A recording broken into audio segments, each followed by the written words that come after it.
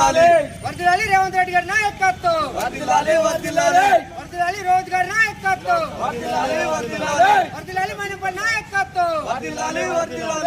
రోజు 30 సంవత్సరాలుగా పోరాటం చేస్తున్నాం ఎస్సీ వర్గీకరణ గురించి. ఎందుకంటే మాదిగలకు అనేక రకాలుగా ఉద్యోగాలు కావచ్చు, రాజకీయం కావచ్చు, అన్ని రకాలుగా కూడా మోసపోయినాం.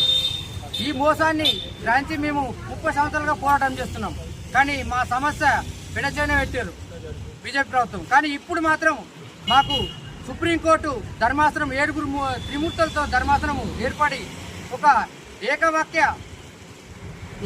తీర్పుతో మరి ఇవాళ ఎస్సీ వర్గీకరణ బిల్లు సుప్రీంకోర్టులో తీర్పు ఇవ్వడం జరిగింది. దీనికి మేము మెదక్ జిల్లా పక్షాన కృతజ్ఞతలు తెలియజేస్తున్నాం సుప్రీంకోర్టు ధర్మాసనానికి. మరి అదేవిధంగా సీఎం రేవంత్ రెడ్డి గారు మరి ఇప్పుడే గంట క్రితము అసెంబ్లీలో ఏకంగా తీర్మానం పెడతాము. ఖచ్చితంగా మాదిగలకు ఇప్పుడు రావాల్సిన ఉద్యోగాలలో ఖచ్చితంగా మేము వాటా ఇస్తాము.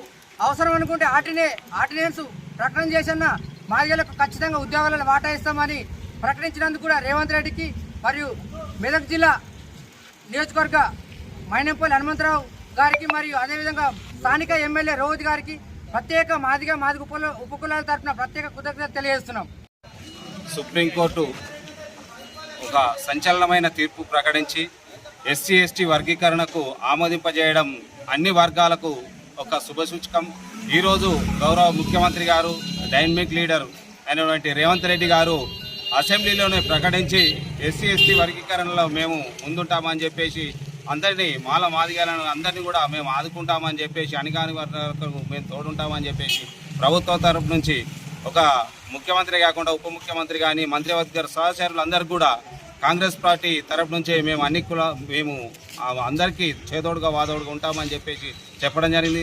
దానిలో భాగంగానే ఈరోజు మా మెదక్ నియోజకవర్గ ఎమ్మెల్యే అయినటువంటి మైనంపల్లి రోహిత్ గారికి, అలాగే కాంగ్రెస్ పార్టీ ముఖ్యమంత్రికి అందరికీ కూడా కృతజ్ఞతలు తెలుపుతున్నాము నిజాంపేట మండల కాంగ్రెస్ పార్టీ తరపు నుంచి.